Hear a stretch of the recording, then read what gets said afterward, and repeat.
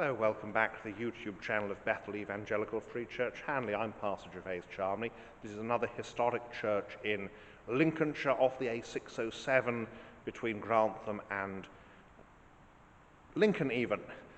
This is the church at Welbourn, St Chad's. St Chad, of course, being an Anglo-Saxon, the Anglo-Saxon bishop who establishes Lichfield, one of the great Anglo-Saxon cathedrals, and of course the cathedral city for Staffordshire. The church here, although it has an Anglo-Saxon dedication like St Swithin's down the road, is, like St Swithin's, mostly of the 14th century and later. It's a very vertical building, and you can see all that space above the chancel arch there. We'll have a close look. Also see there's a window up there. So we'll have a look around and see what we can see.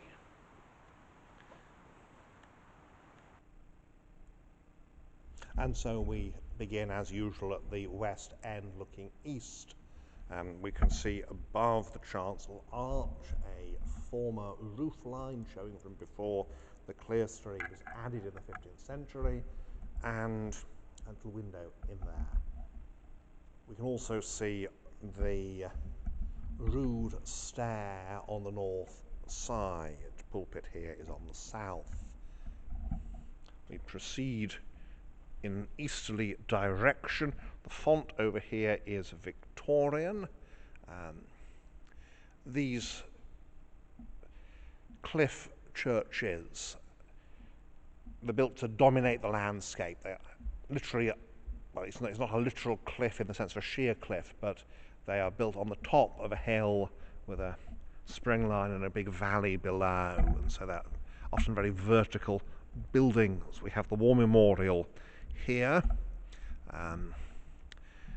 for both World Wars,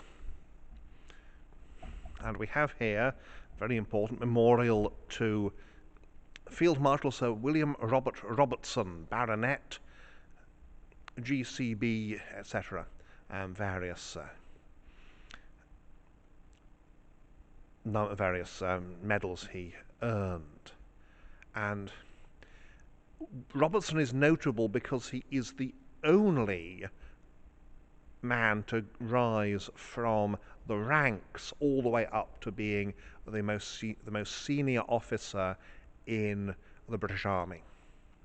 He is the son of an ordinary man living and working in the village, and just his energy, his ability, his intelligence, and his sheer just hard work, he becomes the commander-in-chief, the chief of the Imperial General Staff, 1915 to 18, and chief of the General Staff, 1914-15.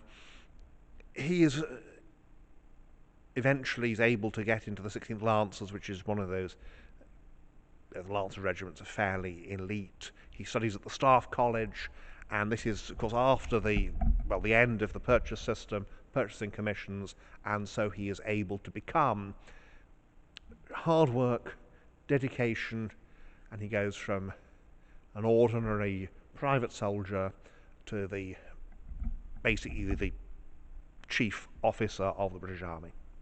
Amazing man. Incidentally, the fact that very few men have gone from private soldier to field marshal, and quite a lot of men who began as ordinary sailors in the Navy have ended up as admirals, tells you a bit about the Navy and how the Navy has historically been much more about ability than about status, whereas the Army is a lot about status. Anyway, back to the church. The organ, it's a very nice organ. I have heard it played. Last time I was here it was being played. You can see there the rood stairs there, and that's where the rood loft would have been. Pulpit is Victorian, along with most of the furnishings, which are not very distinguished, but again, they do their job, and that's the important thing. Memorials in the chancel are mostly to clergy, as they often are. The Reverend Henry John Disbrow. There's his wife.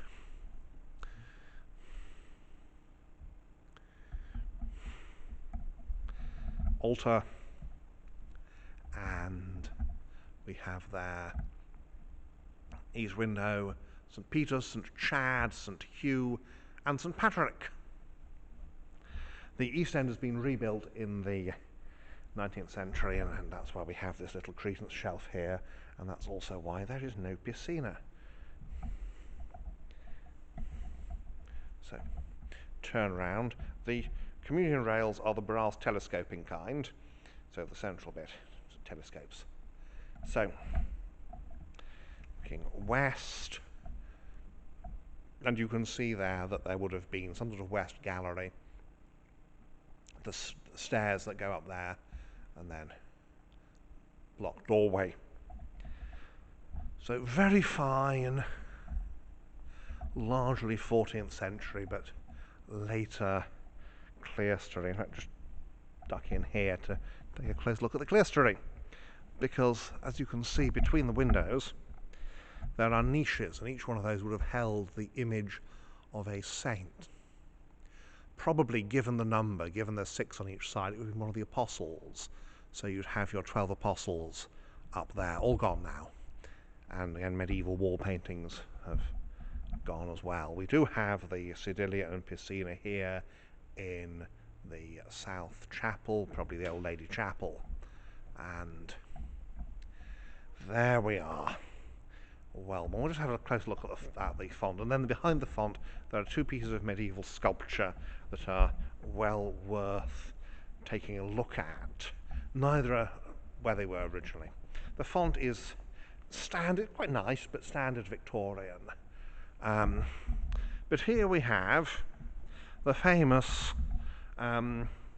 grinning face of Welbourn. And then there is this figure here.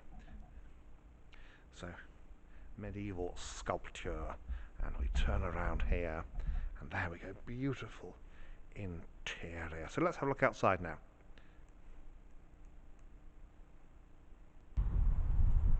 And so here we are outside at Welbourn, and you can see again this beautiful stone, Ancaster stone, tall clerestory, spire, etc. So we'll have a look around the outside now. I'm here this close because if I go any further my face will be in shadow. And so here we are outside. Hopefully I get through this before my battery runs out, because if it does, that's that. Another one of these tall spires, which of course here on the cliff emphasise the church even more. So there's the chancel, rebuilt in the 19th century, the East End anyway, but it's rebuilt with a fairly decent reference to the medieval structure to which it's attached. And again, chancels were neglected. There's one case in Lincolnshire that I know of, and it's not the only one, where there's a Georgian chancel, and there are many cases where there's no chancel at all. It's been knocked down and you've just got a wall and a window in it. So here we are. You can see there, that's quite interesting. That is the Sanctus Bell cot, where you'd have the Sanctus Bell, which was rung at the elevation of the host, at the consecration of the Mass. So that would tell the locals that Mass was being said in the church.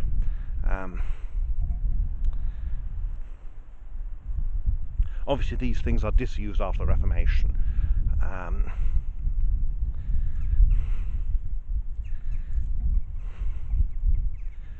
And massive great windows. And it's always nice when a good number of them have plain glass, although of course the Middle Ages, they would like to have as much stained glass as possible.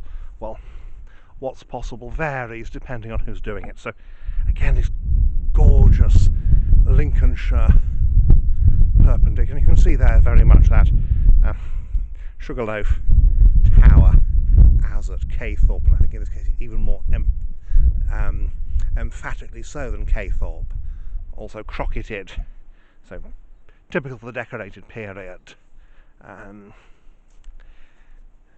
These churches, of course, they run Lincoln Cathedral at one end, and you've got the church at Grantham, which is also incredibly impressive, at the other.